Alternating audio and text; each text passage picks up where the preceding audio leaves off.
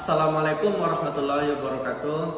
Halo teman-teman semuanya, sebelumnya saya memperkenalkan diri dulu. Perkenalkan, nama saya Sadam Nasrun. Sekarang berkuliah di Politeknik Negeri Banjarmasin, sedang semester 4. Di video kali ini saya akan membuat video, yang video ini juga tugas dari dosen saya dengan mata kuliah Electronic Engine. Jadi di video kali ini saya akan membawakan satu materi yang penting rasanya untuk kita bahas, apalagi teman-teman yang bergelut di bidang alat berat. Materi yang akan kita bahas pada kesempatan kali ini berkaitan dengan data link. Sebelum kita membahas CAD data link ini, maka sebagai pengantar kita akan membahas sedikit tentang electronic engine. Seperti yang teman-teman ketahui bahwa saat sekarang ini sudah banyak electronic engine ini digunakan.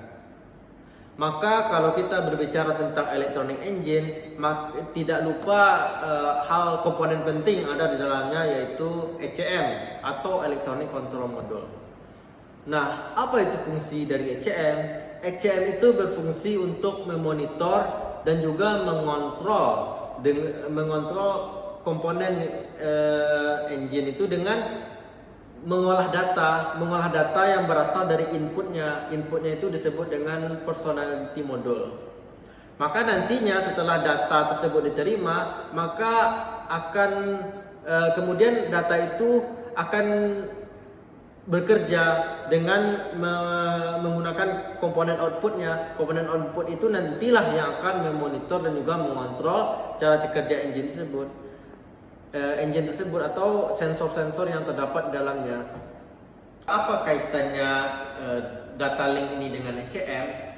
Secara pengertian, data link ini adalah link komunikasi yang digunakan untuk mempergerakan data antara kontrol elektronik.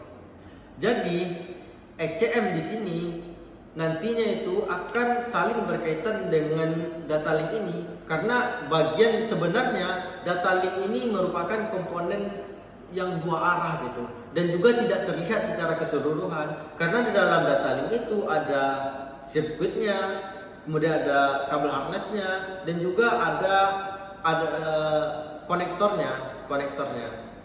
Maka teman-teman semuanya, di saat sekarang ini khususnya di produk Caterpillar ada data link yang banyak digunakan ya.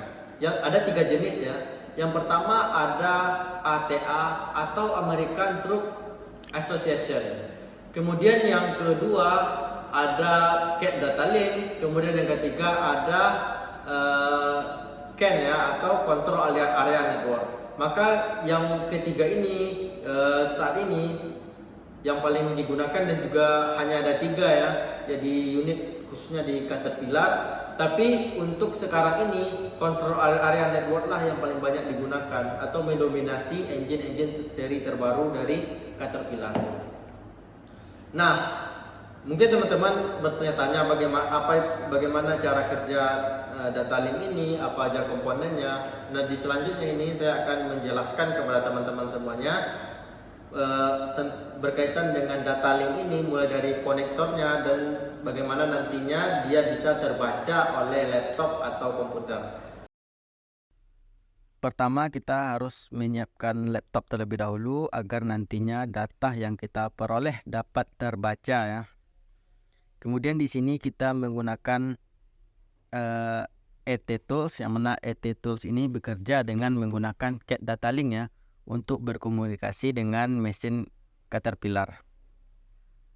Kemudian selanjutnya kita melihat di sini ada communication adapter ya. Communication adapter dengan part number yang tertera. Ya, kita lihat di bagian atas dan bawahnya itu ada port ya, yang terdiri, yang di bawahnya itu ada 15 pin yang mana nantinya ini dihubungkan dengan kabelnya. Kemudian di bagian atasnya ini ada 15 pin juga yang nanti juga dihubungkan dengan kabel. Kemudian selanjutnya ini, komponen selanjutnya ada kabel service adapter. Dengan setiap kabel itu memiliki part number yang berbeda ya. Tentunya di sini ada 2 konektor ya, dua konektor. Yang pertama ada yang 9 pin, kemudian ada yang 15 pin. Yang 9 pin ini biasanya digunakan pada unit keluaran lama ya, 15 pin ini digunakan pada unit keluaran baru. Kemudian ada kabel, kemudian ada pin lagi yang 15 yang ini dihubungkan nantinya dengan COM adapter tadi. Di komponen selanjutnya kita melihat ada kabel yang memiliki dua ya, dua yang harus dihubungkan. Yang pertama ada USB, ini nantinya kita hubungkan dengan laptop. Kemudian ada kabel di sini satu lagi nanti dihubungkan dengan COM adapter. Baik, setelah kita hubungkan semuanya, seperti inilah kira-kira penampakannya ya. Sebelum kita hubungkan ke unit dan juga ke laptop. Selanjutnya kita akan menghubungkannya dengan ET Tools. Sebelum penggunaan ini kita harus menginstal aplikasi Electronic Technique di laptop ya.